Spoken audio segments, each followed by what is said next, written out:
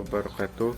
Yang terhormat Bapak Afri Mardiko selaku dosen mata kuliah pembelajaran kelas rangkap.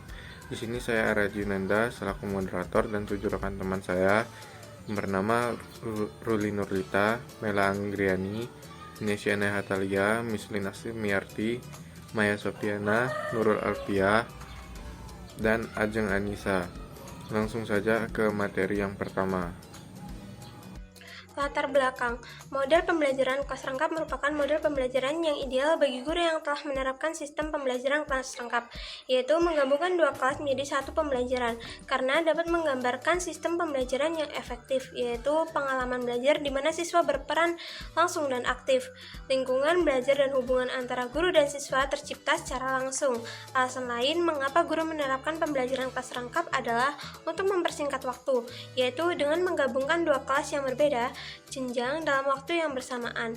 Hal ini sangat efektif bila kelas dengan waktu, kelas dan jurusan yang sama menerima materi di kelas yang sama. Yang lebih efektif lagi adalah kedua kelas digabungkan, hanya satu guru yang dapat memimpin kelas.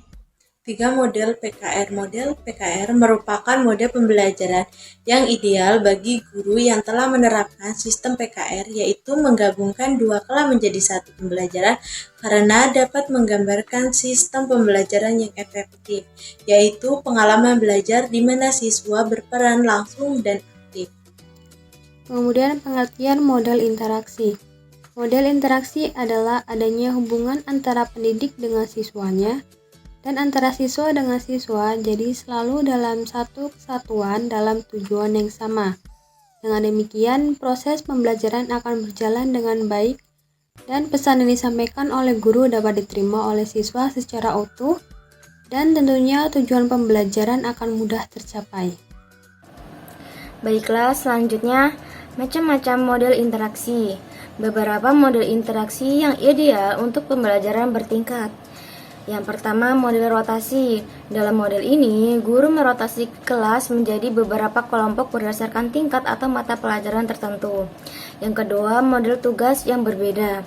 Guru memberikan tugas yang berbeda kepada kelompok siswa tergantung pada tingkat kemampuan dan kebutuhan belajar mereka. Yang ketiga, model pengajaran tim. Dalam model ini, 2 guru atau lebih bekerja sama untuk mengajar kelas rangkap. Yang keempat, model pembelajaran kooperatif. Dalam pembelajaran kooperatif, siswa bekerja dalam kelompok kecil yang heterogen, dan setiap anggota kelompok bertanggung jawab membantu teman dalam kelompok. Yang kelima, model pembelajaran berbasis proyek. Dalam model ini, siswa mengerjakan proyek yang kompleks dan bermakna selama periode waktu tertentu. Berbagai model interaktif dalam PKR. Terdapat 2 model interaktif di PKR, antara lain 1. Proses pembelajaran self-assess atau PBAS. Proses self-assess learning merupakan model pembelajaran mandiri yang dapat diselesaikan secara individu dalam kelompok dalam diri seseorang. Tahapan model PBAS terdiri dari A. Seleksi, B. Pemahaman, C. Penguatan memori, D. Penjelasan lebih lanjut, E. Integrasi. 2. Proses pembelajaran kolaboratif atau PBMKS. Proses pembelajaran kolaboratif atau PBMKS terdiri dari 8 model, diantaranya 1. Berpikir berpasangan atau OPS. Model ini terdiri dari 4 tahap. 2. Scramble thinking atau OPB. Dalam model ini, guru berperan sebagai penanya. 3. Konsultasi kelompok atau GCC. D. Kepemimpinan sejawat atau TTS. E. Instruksi antar kelas atau TIK.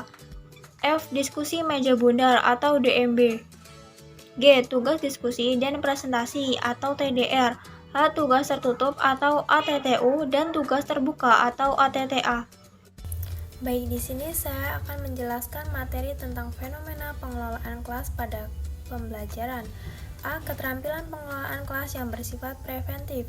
1. Menyiagakan peserta didik. Guru telah menerapkan keterampilan menyiagakan peserta didik. Contohnya, hukuman Tommy Ardiansa fenomena pengelolaan kelas 8 diterapkan oleh guru EM seperti peserta didik harus berdiri di depan kelas sampai jam pelajaran selesai atau istirahat.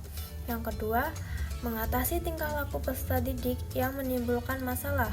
Guru Culture Response Teaching atau yang disebut guru CRT telah mengatasi dan memecahkan tingkah laku peserta didik Yang menimbulkan masalah kegiatan tersebut dilakukan guru CRT setelah jam istirahat atau jam pulang sekolah. Yang ketiga, memberikan petunjuk yang jelas kepada peserta didik. Guru telah melaksanakan keterampilan memberikan petunjuk yang jelas kepada peserta didik selama proses pembelajaran di kelas. Guru memberikan petunjuk yang jelas menggunakan metode ceramah dan dilengkapi dengan contoh atau peragaan saat menyampaikan materi pelajaran atau tugas belajar kepada peserta didik. Selanjutnya yang keempat, memandang secara seksama kegiatan peserta didik. Guru telah melaksanakan keterampilan memandang secara seksama aktivitas peserta didik selama proses pembelajaran di kelas. Guru melakukan pengamatan secara seksama dengan memperhatikan keseluruhan aktivitas peserta didik dan sesekali guru berkeliling untuk melihat aktivitas peserta didik yang berada jauh dari posisinya. Yang kelima, mendekati peserta didik. Guru telah menerapkan keterampilan mendekati peserta didik selama proses pembelajaran di kelas. Ketika ada peserta didik yang mengalami kesulitan, guru segera mendekati mereka dan memberikan bantuan. Yang keenam, memberikan pernyataan kepada peserta didik. Guru telah menerapkan keterampilan memberikan pernyataan kepada peserta didik selama proses pembelajaran di kelas. Guru memberikan pernyataan dalam bentuk komentar dan pertanyaan terkait aktivitas peserta didik yang mengganggu kondisi pembelajaran. Selanjutnya yang ketujuh, memberikan reaksi terhadap gangguan ketidakacuhan peserta didik. Guru telah melaksanakan keterampilan memberikan reaksi terhadap gangguan ketidakacuhan peserta didik selama proses pembelajaran di kelas. Guru melaksanakan kegiatan tersebut dengan cara menegur dan memberikan nasihat kepada peserta didik yang menyebabkan kekacauan di kelas. Selanjutnya yang kedelapan, menegur peserta didik. Guru telah melaksanakan keterampilan menegur tingkah laku peserta didik yang menyebabkan masalah di kelas, terkhususnya merugikan peserta didik lain seperti berkelahi, mencuri, dan mengganggu teman. Yang kesembilan, memberikan penguatan kepada peserta didik. Guru tidak memberikan penguatan kepada peserta didik pada saat proses pembelajaran di kelas. Guru lebih sering memberikan teguran kepada peserta didik yang membuat masalah seperti berkelahi, mengganggu teman, dan mencuri. Yang terakhir, menuntut tanggung jawab peserta didik. Guru melatih tanggung jawab peserta didik dengan cara memberikan mereka tugas baik berupa tugas harian atau PR. Kemudian tugas tersebut harus dikumpulkan peserta didik berdasarkan batas waktu yang ditetapkan guru. Materi selanjutnya yaitu keterampilan pengolahan kelas yang bersifat represif. Yang pertama, memberikan hukuman kepada peserta didik, di mana guru memberikan hukuman kepada peserta didik terhadap tingkah laku mereka yang membuat masalah di kelas, khususnya yang merugikan peserta didik lain, seperti berkelahi, mencuri, ataupun mengganggu teman. Hukuman yang diberikan oleh guru seperti pulang atau istirahat lebih lambat dari peserta didik lainnya, berdiri depan kelas hingga jam istirahat atau jam pelajaran selesai. Yang kedua, mengatasi tingkah laku peserta didik yang membuat masalah. Guru mengatasi tingkah laku peserta didik yang membuat masalah, khususnya yang berdampak merugikan peserta didik lain, seperti berkelahi, mencuri, atau mengganggu teman. Saya kembalikan ke moderator. Kesimpulannya, model PKR adalah strategi pembelajaran yang memungkinkan interaksi antara dua kelas secara bersamaan, menciptakan lingkungan yang memfasilitasi pembelajaran kolaboratif.